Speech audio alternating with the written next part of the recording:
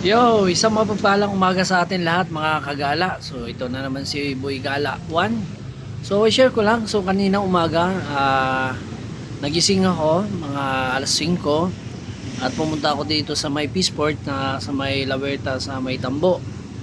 So tama-tama ang dala kong pera ay nasa 200 lang. So eksakto kasi pang budget na mga kagala.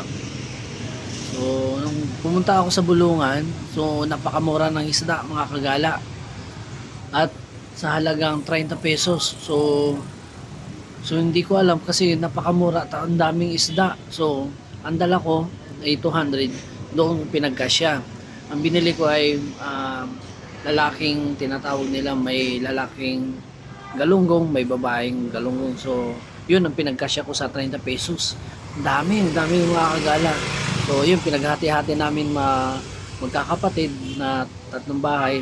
So ang ginawa ko yung paksiw at saka prito. So ito ngayon mga kagala, ang ulam ko ngayon prito. Ayan. Sa kasi ang nabili ko ay tumpok na yung banyera mga kagala. So sa 30 pesos, so dala ko na 200. So sa halagang pagtimbang ay sumobra na 250. So sabi ko 200 lang ang pera kong mga busing. So pangkain lang at pambahay lang, hindi pambenta. So at salamat sa shoutout dyan sa lahat ng mga tindero at marunong umunawa sa mga katulad ko na ang budget lang. So shoutout din at God bless sa lahat ng mga nangingisda dahil more blessing ang isda natin ngayon. So napakarami. So ito ang ulam ko ngayon. Yan. Prito. Tapos yung natira naman ay sa bahay pampaksiw. Yan. So ito ang baon ko ngayon. Yan. So tara mga kagala. So tanghali na, kain tayo ngayon. Let's go. Halo na to mga kagala. May matambakol na maliliit at saka galunggong na lalaki o babae kasi ang nabili ko ay isang banyera, halo-halo na yun. So sa 30 pesos pagpasok ko pala sa bungad, doon ko na nadatan. Hindi na makakapasok doon sa loob, kundi doon na lang sa labas. Eksakto kukunti na lang. Sabi ko, boss, 30 na lang. O sige, lahatin mo na. Ayun, awa ng Diyos, mga gala yun. So pinaghati namin magkakapatid.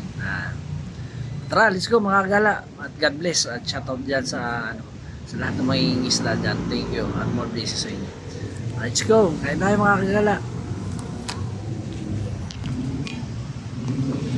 So, dasal muna tayo. At para more blessings sa atin lahat. Ayan, para sa right.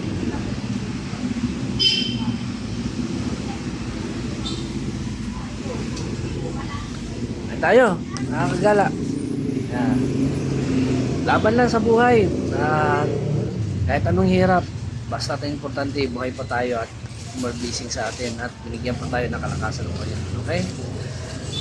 Kung anong mga katuyuan natin sa buhay man, may kaya man o wala, basta importante, wala tayong nasasagasaan at wala tayong nasasaktan ng basta may kasabihin nga, basta kumayod tayo para sa pamilya. Okay? Thank you. God bless.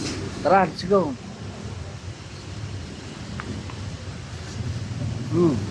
Sarap, ito.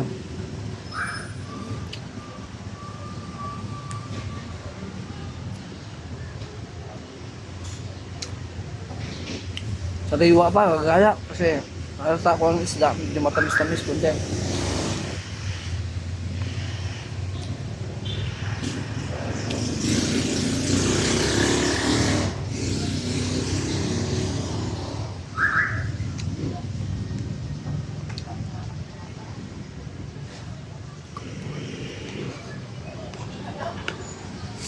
Ano to, oh?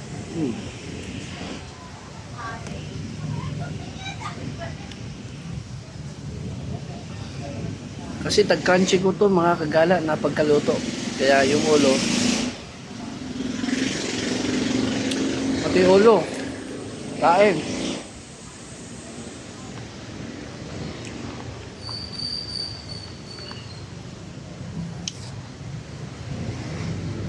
So hanggang sa muli mga kagala, at dito nalalamang po ako. So abangan nyo ang sunod na kabanata. So please like and share sa mga bagong kong video.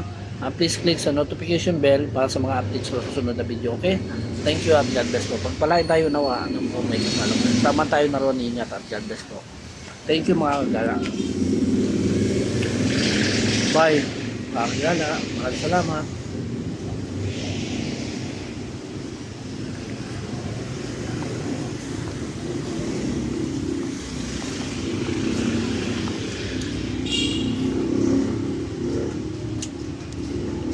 Maraming salamat po. Thank you.